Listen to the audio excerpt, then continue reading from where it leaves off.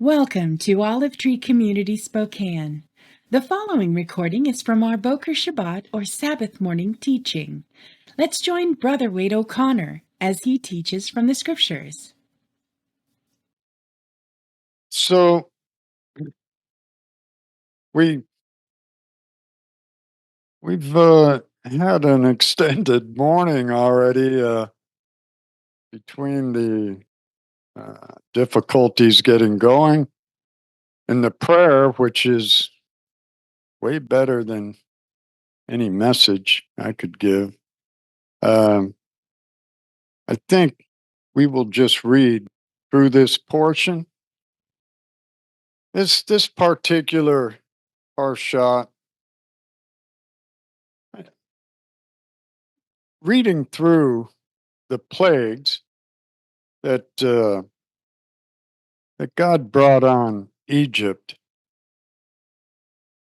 You know, it'll cause you to do a little reflection.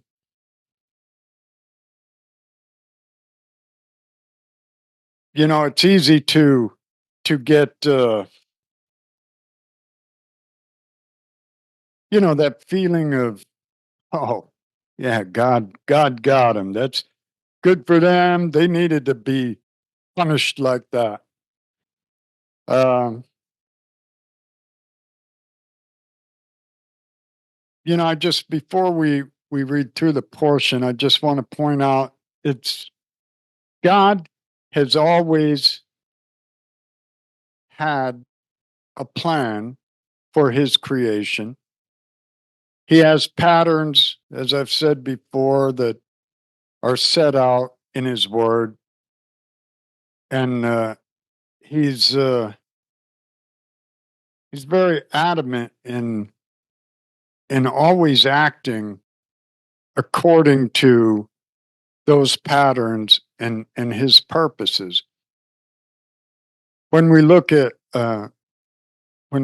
later on with Moses not being able to enter the promised land,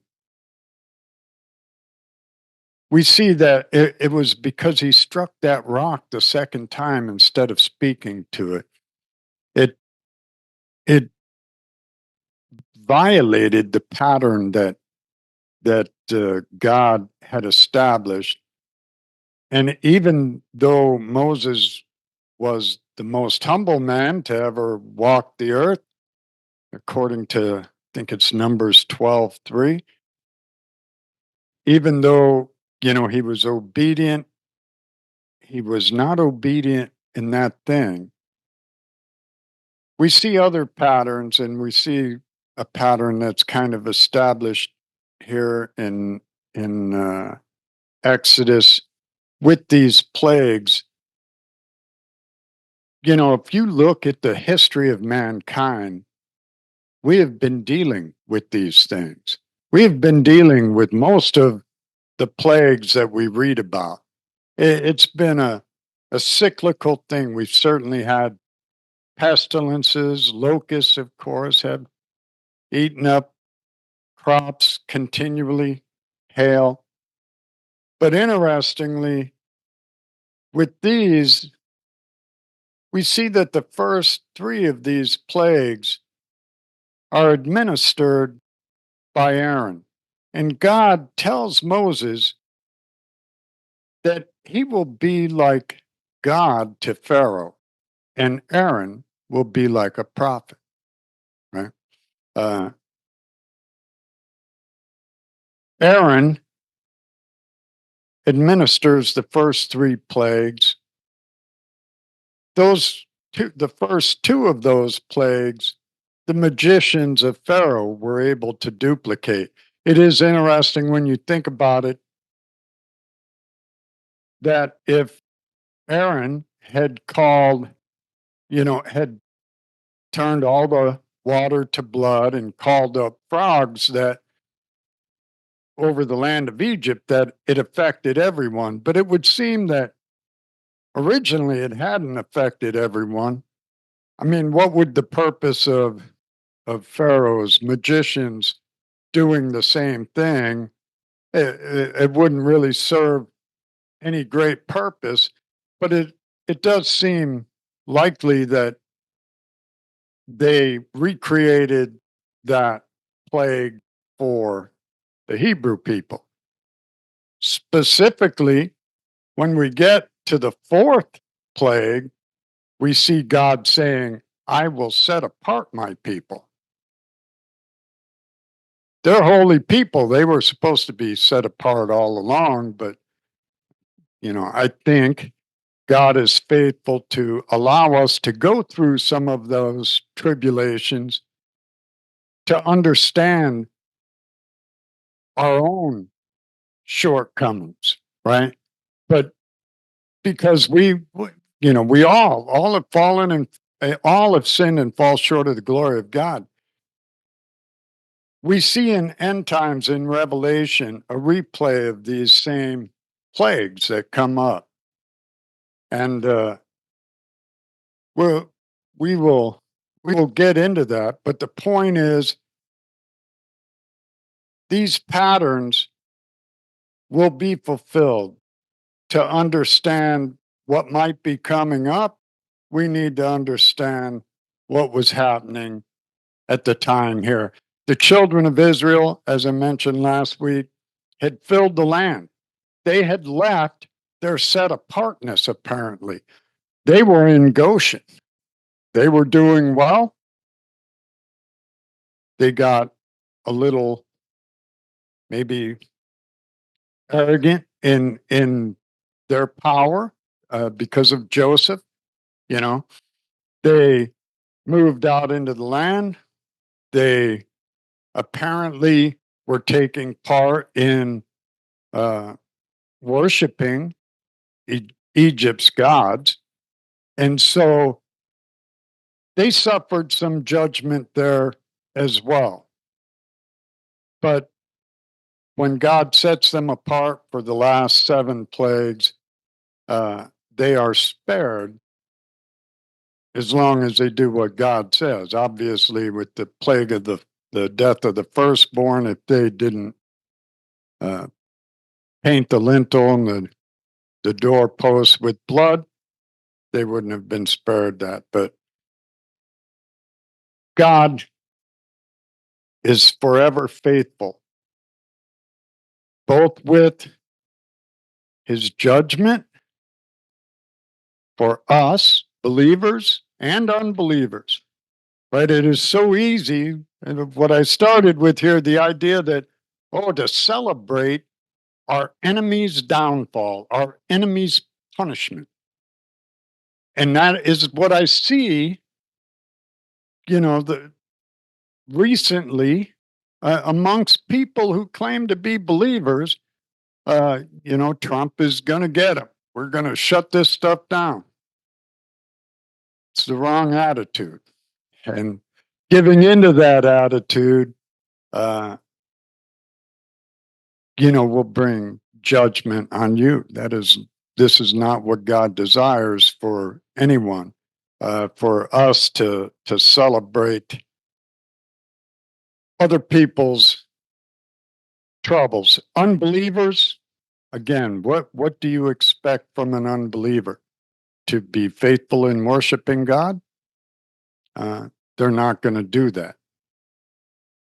We want to see them be brought to God. I pray all the time for people that I know who don't know God, that they would have no rest until they rest in God,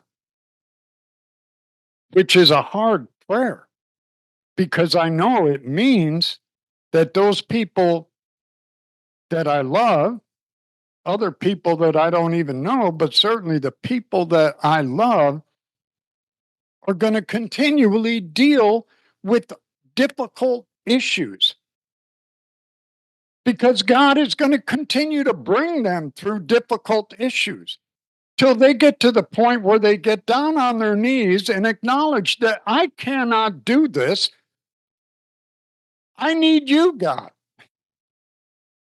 It's a hard prayer, but I think it's effective.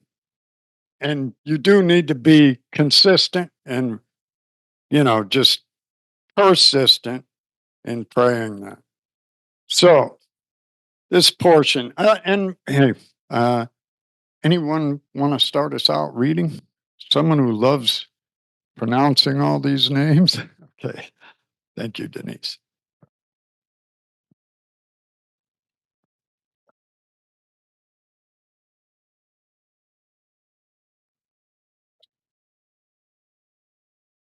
Yes. I know it says start at 6:2, but I'm just going to start at 6:1. Is that okay? But the Lord, from ESV. But the Lord said to Moshe, now you shall see what I will do to Pharaoh, for with a strong hand he will send them out, and with a strong hand he will drive them out of his land. God spoke to Moshe and said to him, I am the Lord. I appeared to Abraham, to Yitzchak, and to Yaakov as God Almighty, or El Shaddai. But by my name, the Lord, I did not make myself known to them. I also established my covenant with them to give them the land of Canaan, the land in which they lived as sojourners. Moreover, I have heard the groaning of the people of Israel, whom the Egyptians hold as slaves, and I have remembered my covenant. Say therefore to the people of Israel, I am the Lord, and I will bring you out from under the burdens of the Egyptians, and I will drive you from slavery to them, and I will redeem you with an outstretched arm and with great acts of judgment. I will take you to be my people, and I will be your God, and you shall know that I am the Lord your God, who has brought you out from under the burdens of the Egyptians. I will bring you into the land that I swore to give Abraham, to Yitzchak, and to Yaakov. I will give it to you for a possession. I am the Lord. Moshe spoke thus to the people of Israel, but they did not listen to Moshe because of their broken spirit and harsh slavery. So the Lord said to Moshe, go in, tell Paro, king of Egypt, to let the people of Israel go out of his land. But Moshe said to the Lord, behold, the people of Israel have not listened to me. How then shall Pharaoh listen to me, for I am of uncircumcised lips? The Lord spoke to Moshe and Aharon and gave them a charge about the people of Israel and about Paro, king of Egypt, to bring the people of Israel out of the land of Egypt. These are the heads of their fathers' houses, the son of Reuven, the firstborn of Israel, Hanoch, Palu, Hezron, and Carmi. These are the clans of Reuven. The sons of Simeon, Jemuel, Jamin,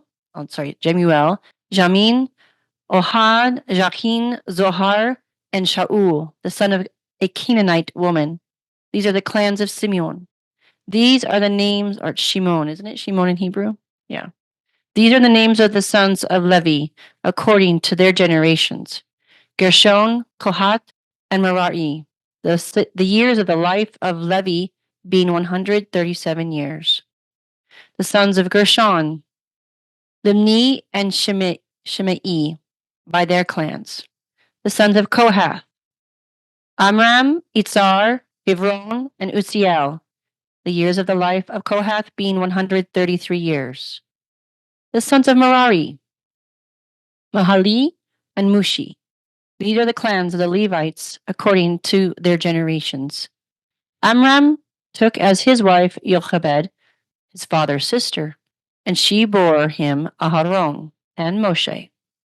The years of the life of Amram being 137 years. The sons of Isar, Korah, Nepheg, and Zikri.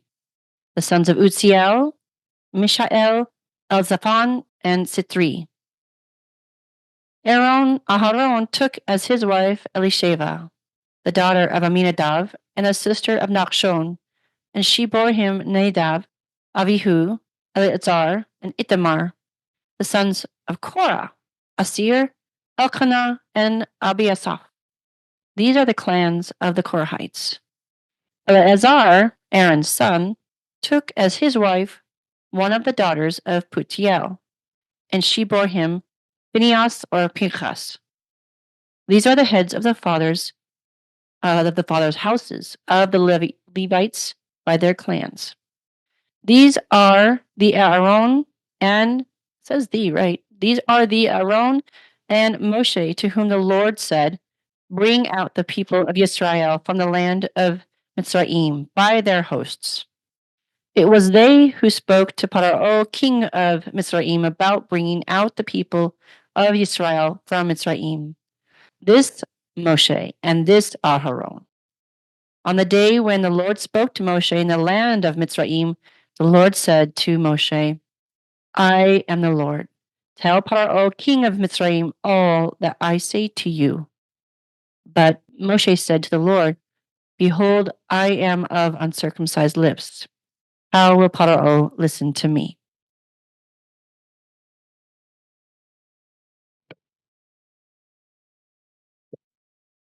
This is Mike. I'm going to be reading from the CJB, chapter 7.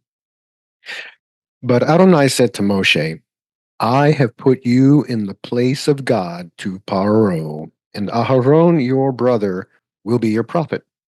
You are to say everything I order you, and Aharon your brother is to speak to Paro and tell him to let the people of Israel leave his land. But I will make him hard-hearted, even though I will increase my signs and wonders in the land of Egypt. Paro will not listen to you. Then I will lay my hand on Egypt and bring my armies, my people, the sons of Israel, out of the land of Egypt with great acts of judgment. Then, when I stretch out my hand over Egypt and bring the people of Israel out from among them, the Egyptians will know that I am Adonai." Moshe and Aharon did exactly what Adonai ordered them to do. Moshe was 80 years old and Aharon 83 when they spoke to Paro. Adonai said to Moshe and Aharon, "When Paro says to you, 'Perform a miracle,' tell Aharon to take his staff and throw it down in front of Paro so that it can become a snake." Moshe and Aharon went into Paro and did this, as Adonai had ordered. Aharon threw down his staff in front of Paro and his servants, and it turned into a snake. But Paro in turn called for the sages and sorcerers, and they too, the magicians of Egypt, did the same thing, making use of their secret arts. Each one threw his staff down, and they turned into snakes. But Aharon's staff swallowed up theirs. Nevertheless, Paro was made hard-hearted and didn't listen to them, as Adonai had said would happen. Adonai said to Moshe, "Paro is stubborn. He refuses to let the people go. Go to Paro in the morning when he goes out to water. Stand on the riverbank to confront him. Take in your hand the staff, which was turned into a snake, and say to him, 'Adonai, the God of the Hebrews, sent me to say to you, let my people go, so that they can worship me in the desert. But until now you haven't listened.' So Adonai says, 'I will let you know that I am Adonai. I will take the staff in my hand and strike the water in the river, and it will be turned into blood. The fish in the river will die. The river will stink, and the Egyptians won't want to drink water from the river.' Adonai said to Moshe, 'Say to Aharon, take your staff, reach out your hand over the waters of Egypt, over the rivers, canals, ponds, and all their reservoirs, so that they can turn into blood. There will be blood throughout the whole land of Egypt, even in the wooden buckets and stone jars.' Moshe and Aharon did exactly what Adonai had ordered. He raised the staff, and in the sight of Paro and his servants, struck the water in the river, and all the water in the river was turned into blood. The fish in the river died, and the river stank so badly that the Egyptians couldn't drink its water. There was blood throughout all the land of Egypt, But the magicians of Egypt did the same with their secret arts. I wonder where they had good water, So that Paro was made hard-hearted and didn't listen to them, as Adonai had said would happen. Paro just turned and went back into his palace without taking any of this to heart. All the Egyptians dug around the river for water to drink because they couldn't drink the river water. 7 days after Adonai had struck the river, Adonai said to Moshe, "Go into Pharaoh and say to him, 'Here is what Adonai says: Let my people go, so that they can worship me. If you refuse to let them go, I will strike all your territory with frogs. The river will swarm with frogs. They will go up into your palace and go into your bedroom, onto your bed. They will enter your houses of your servants and your people, and go into your ovens and kneading bowls. The frogs will climb all over you, your people, and your servants.'" Next.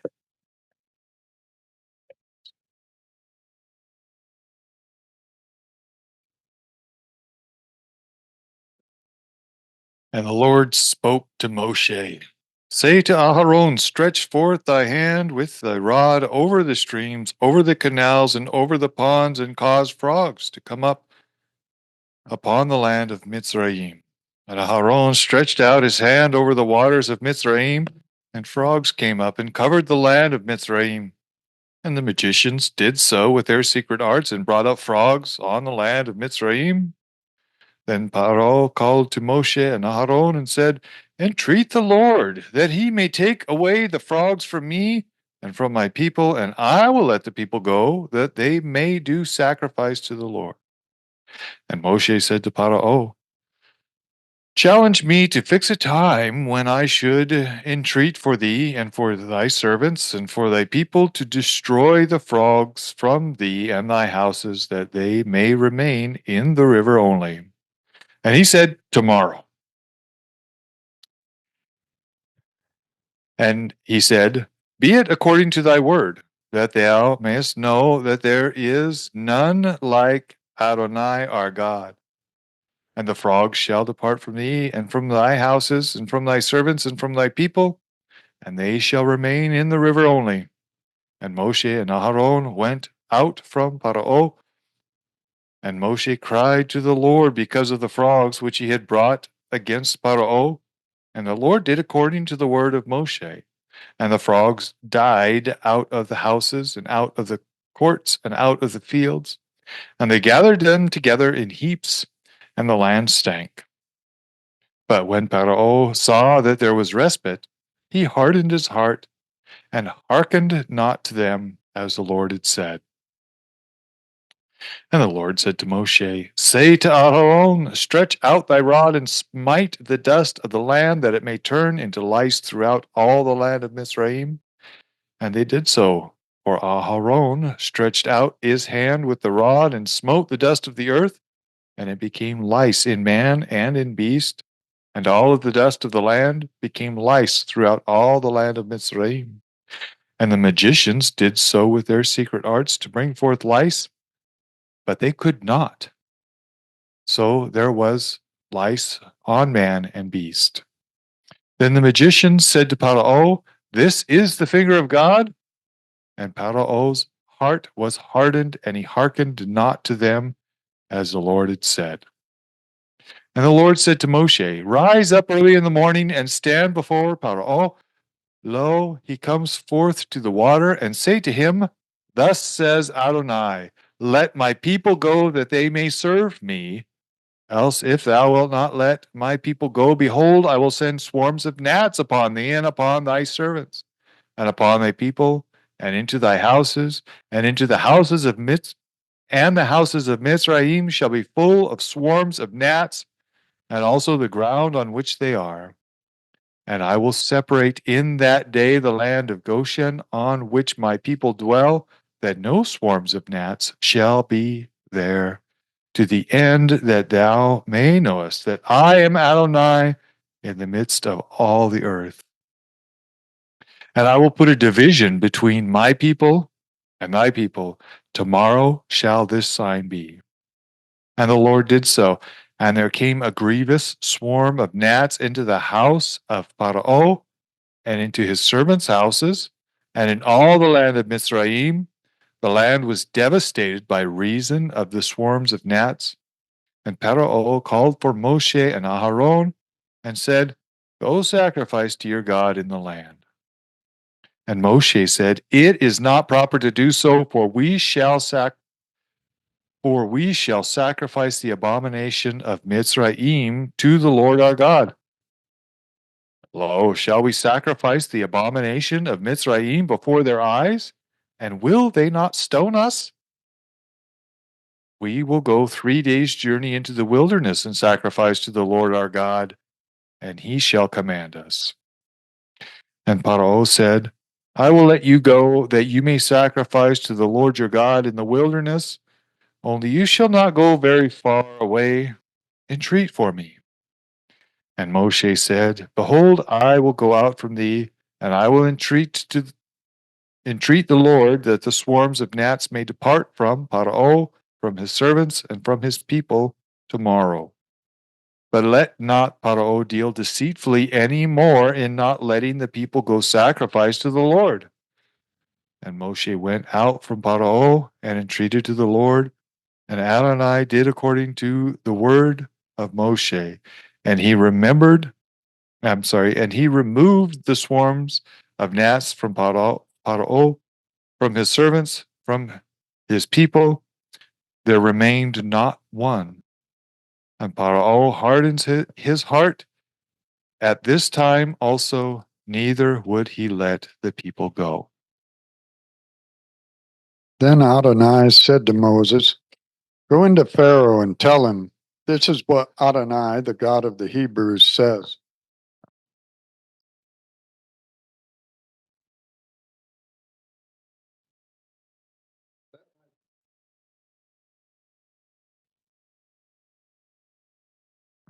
Let my people go. Let my people go so that they may serve me. For if you refuse to let them go and hold them still, behold, the hand of Adonai will fall upon your livestock that are in the field, on the horses, donkeys, camels, herds, and flocks. There will be a crushing plague. But Adonai will make a distinction between the cattle of Israel and the cattle of Egypt, and nothing will die that belongs to Bnei Israel. Also Adonai set a specific time, saying, Tomorrow Adonai will do this thing in the land. Then the next day Adonai did the deed. All the cattle of Egypt died, yet of the cattle of Bnei Israel not one died. When Pharaoh inquired, there was not so much as one of the cattle of Bnei Israel dead. But the heart of Pharaoh was stubborn, and he did not let the people go.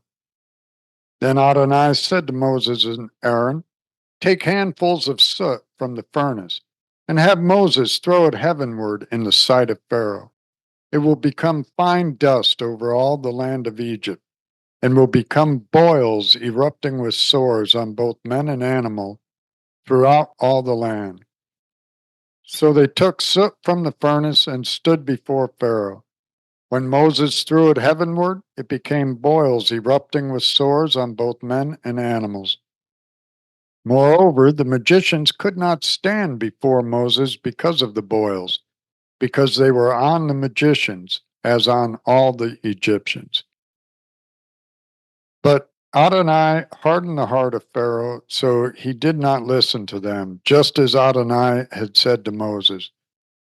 Then Adonai said to Moses, Rise up early in the morning, stand before Pharaoh, and say to him, This is what Adonai, the God of the Hebrews, says. Let my people go, so they may serve me. For this time I will send all my plagues to your heart and on your servants and your people, so that you may know that there is none like me in all the earth. Surely by now I could have stretched out my hand and struck you and your people with a plague that would have wiped you off the earth. However, I have let you stand for this reason, to show you my power and that my name might be proclaimed throughout all the earth. Yet still you exalt yourself over my people by not letting them go. Behold, tomorrow at about this time I will cause it to rain a very severe hailstorm, the likes of which has not occurred in Egypt since the day it was founded until now. Send word, shelter your cattle and all that you have in the field. For every person and animal found in the field and not brought home, when the hail comes down on them, they will die. Whoever feared the word of Adonai among the servants of Pharaoh had his own servants and cattle flee into the houses. But whoever disregarded the word of Adonai left his servants and cattle in the field. Then Adonai said to Moses, Stretch out your hand toward heaven, and let there be hail in all the land of Egypt, on people, animals, and every plant of the field, throughout all the land. So Moses stretched out his staff toward heaven, and Adonai sent thunder and hail. Fire came down on the earth as Adonai rained hail on the land of Egypt. The hail fell very severely, with fire flashing up amidst the hail, the likes of which had not occurred in all the land of Egypt since it became a nation. The hail struck down everything that was in the fields, both men and animals, all throughout the land of Egypt. It also struck every plant of the field and broke down every tree. Only in the land of Goshen, where Bnei Yisrael were, was there no hail. So Pharaoh sent, called for Moses and Aaron, and said to them, I have sinned this time. Adonai is righteous, while I and my people are wicked. Pray to Adonai, there has been enough of God's thunders and hail. I will let you go.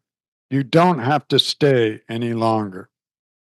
Moses said to him, As soon as I am gone out of the city, I will stretch out my hands to Adonai.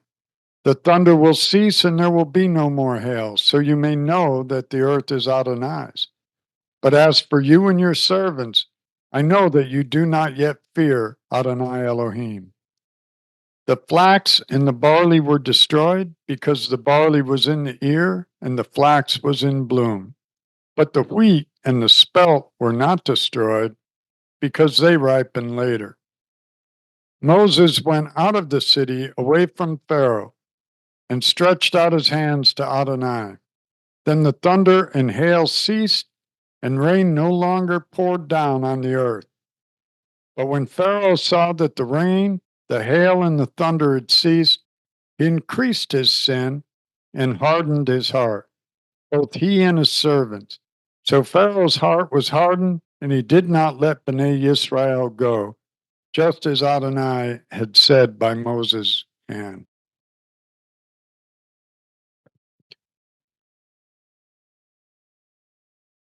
So I already gave my message.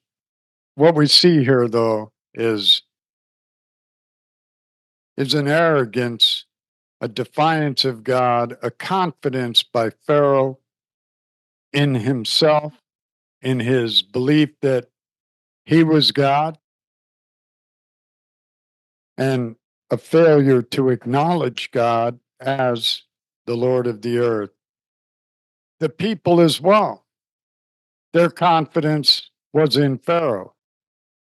We see as the plagues progress that starts waning, and certainly there were Egyptians who brought their livestock and their servants into the house before that hail came. So even they were starting to understand. But what I find kind of interesting, I was having a conversation last night with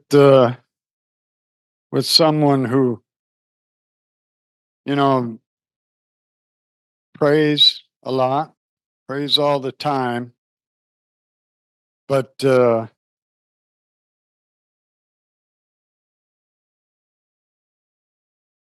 can't know anyone's heart.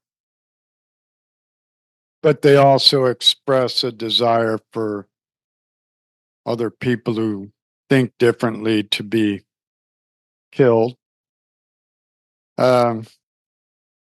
I see with Pharaoh, you remember that God told Moses, you will be like God to Pharaoh.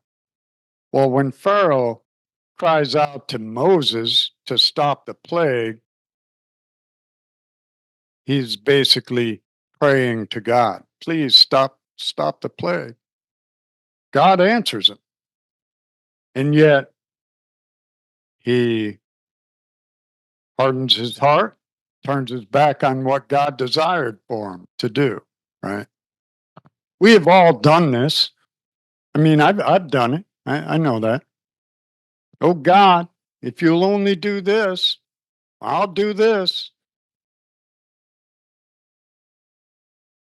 And which is why, we're told not to make oaths. We're not that good at fulfilling them. The point, though, is humility before God. You can say you pray, but we need to be obedient. And that obedience, again, is wrapped up in the two great commandments. I know Jim has been looking into how we can try and help just feed some people, be involved with helping people who feed people. There's a lost world out there. We need to be praying for them. Our prayer becomes effective when we are humble. The more we can humble ourselves, which means giving of ourselves, right? It it is a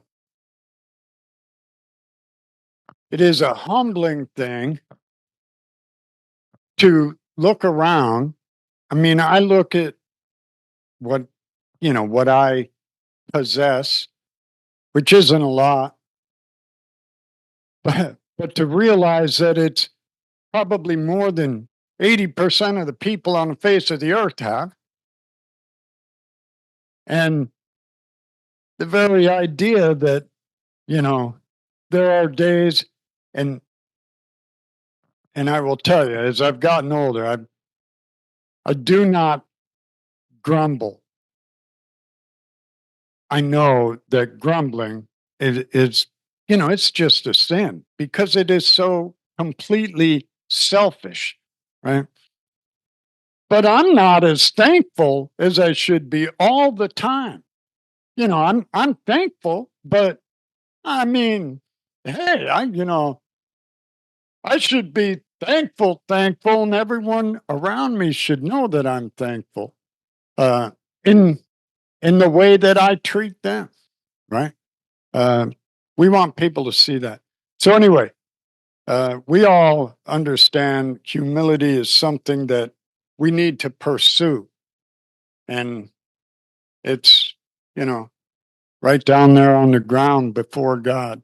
So I just thank you, Ruel, again for sharing, for stepping out in faith, right? I mean, this is what we need to do. It's stepping into the Jordan, and when it opens up, then we continue forward doing whatever God calls us to do. But I really appreciate everyone in this congregation. Again, we're missing people today that just seeing again all that they do. Again, Thomas's willingness to be here, Bruce. Thank you, for all that you do. That's the message. Thank you for joining Olive Tree Community Spokane for today's message. Join us for 24/7 Messianic music and teaching just like this on Messianic Joy Radio. Go to live365.com or download the app Live365 and search for Messianic Joy. Shalom from Olive Tree Community Spokane.